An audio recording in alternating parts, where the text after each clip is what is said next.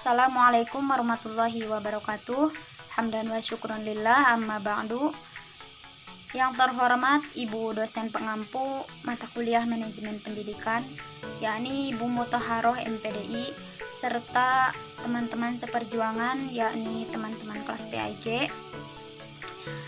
Saya akan memperkenalkan terlebih dahulu anggota dari kelompok kami, yaitu ada saya sendiri, Dela Khairiyah, dan dua rekan saya, yaitu Anam Khairul Rojak dan Kansa Izdihar. Nah, di sini kami akan mempresentasikan hasil diskusi kami, yaitu tentang organisasi lembaga pendidikan dengan materi pengertian dan struktur organisasi lembaga pendidikan, jalur jenjang dan jenis lembaga pendidikan, serta kriteria keberhasilan lembaga pendidikan.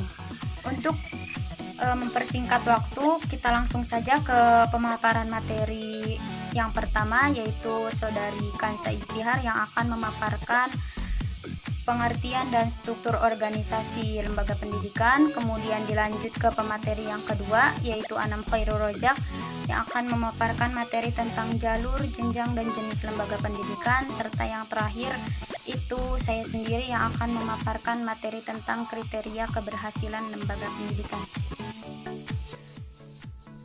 Baik, di sini saya Hansa Izdihar Fadila dengan NIM 1908101246 akan sedikit memaparkan materi mengenai pengertian dan struktur organisasi lembaga pendidikan. Yang pertama itu ada pengertian organisasi lembaga pendidikan. Organisasi diambil dari bahasa Inggris, yaitu organization, yang bentuk infinitifnya itu dari kata to organize, yang artinya menyusun atau mengatur bagian yang berhubungan satu sama lain, yang tiap bagiannya itu memiliki fungsi tersendiri. Menurut Johan R. Schermerhorn, organisasi itu sebagai gabungan orang yang bekerja sama dalam suatu pembagian kerja untuk mencapai tujuan bersama. Nah, sehingga organisasi itu dapat diartikan sebagai sistem yang sinergis yang di dalamnya itu terdapat komponen yang berhubungan erat satu sama lain. Contoh-contoh organisasi itu sangat banyak ya di sekitar kita, seperti organisasi ekstrakurikuler dan sebagainya. Nah, sedangkan lembaga pendidikan itu adalah suatu organisasi yang di dalamnya itu terdapat bagian yang saling berhubungan, dan setiap unit lembaga pendidikannya itu harus bekerja sama untuk mencapai tujuan pendidikan. Jadi organisasi lembaga pendidikan itu organisasi yang di dalamnya itu mereka bekerja sama dalam tujuan bidang pendidikan. Nah, kemudian ada struktur lembaga pendidikan.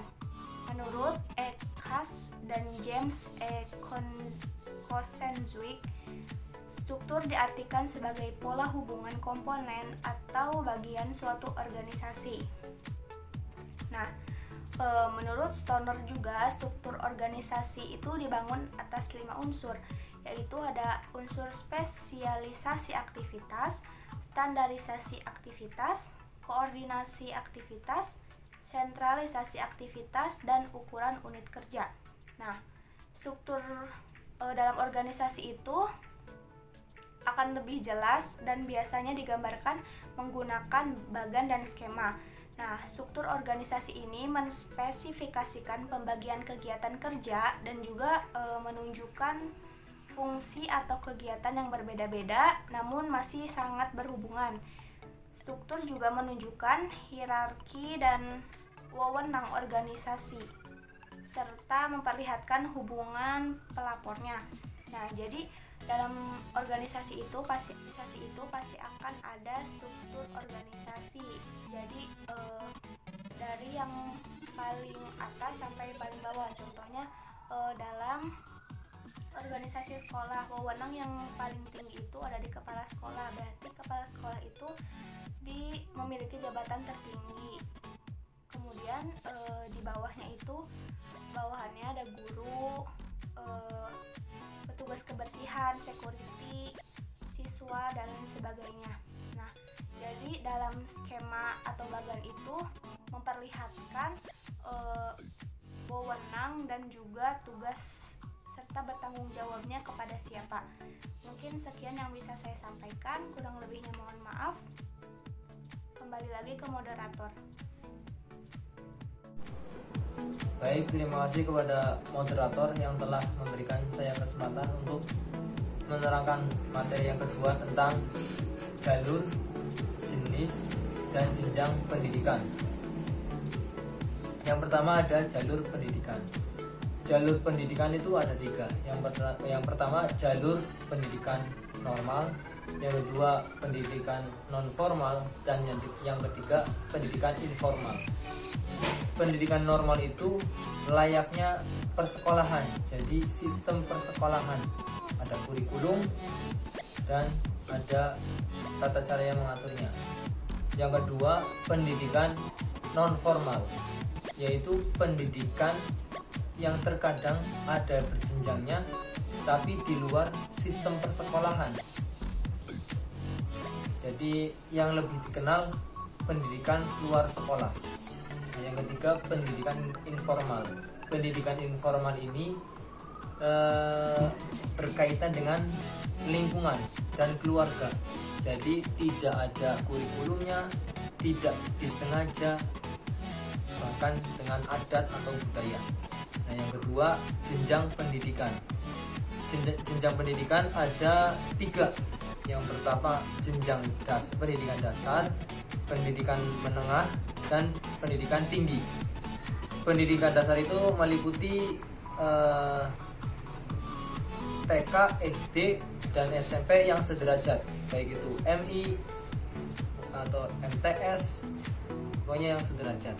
Nah, yang kedua pendidikan menengah, SMA, SMK, MA, MAK, dan yang sederajatnya. Dan yang ketiga pendidikan tinggi, seperti sekolah tinggi ilmu kesehatan atau universitas, institut, dan yang lain sebagainya yang sudah berjenjang tinggi. Nah, yang ketiga jenis-jenis pendidikan. Dalam Undang-Undang Dasar Pasal 1 Ayat 9 bahwa sistem pendidikan adalah kelompok yang didasarkan pada kekhususan tujuan pendidikan atau suatu satuan pendidikan. Jadi jenis pendidikan ini meliputi yang pertama ada pendidikan umum. Pendidikan umum itu seperti SD, SMP, SMA. Yang kedua ada pendidikan kejuruan.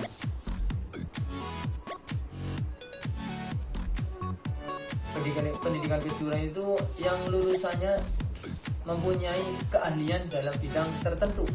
Yang ketiga ada pendidikan akademik seperti akper atau akmil, akpol, dan yang lainnya. Yang keempat ada pendidikan profesi. Pendidikan profesi ini pendidikan tinggi setelah program sarjana agar memiliki keterampilan terapan dalam bidangnya, seperti pendidikan profesi pada ilmu kesehatan atau dalam keguruan, PPG, pendidikan profesi guru, dan yang lainnya. Yang selanjutnya adalah pendidikan vokasi. Pendidikan vokasi ini adalah pendidikan tinggi yang setara dengan sarjana.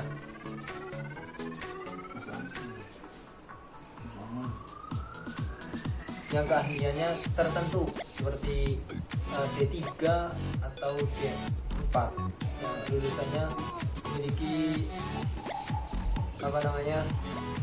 keahlian tertentu. Dan yang selanjutnya adalah pendidikan keagamaan. Dalam pendidikan keagamaan ini seperti pendidikan berbasis pesantren. Jadi pendidikan yang ada di dalam pesantren itu namanya pendidikan keagamaan. Yang terakhir adalah pendidikan khusus. Pendidikan khusus ini berlaku bagi mereka yang memiliki kekurangan dalam hal fisik ataupun kelainan. Jadi mereka orang-orang yang kekurangan seperti itu akan mendapatkan pendidikan khusus. Jadi itulah tadi keterangan tentang jalur pendidikan, jenjang pendidikan, dan yang terakhir adalah jenis pendidikan. Mungkin itu saja dari saya yang saya jelaskan, kurang lebihnya mohon maaf, kembalikan ke moderator. Assalamualaikum warahmatullahi wabarakatuh. Saya Dela Khairiyah, NIM 1908 10 12 47. Di sini saya sebagai pemateri ketiga yang akan memaparkan materi tentang kriteria keberhasilan pendidikan.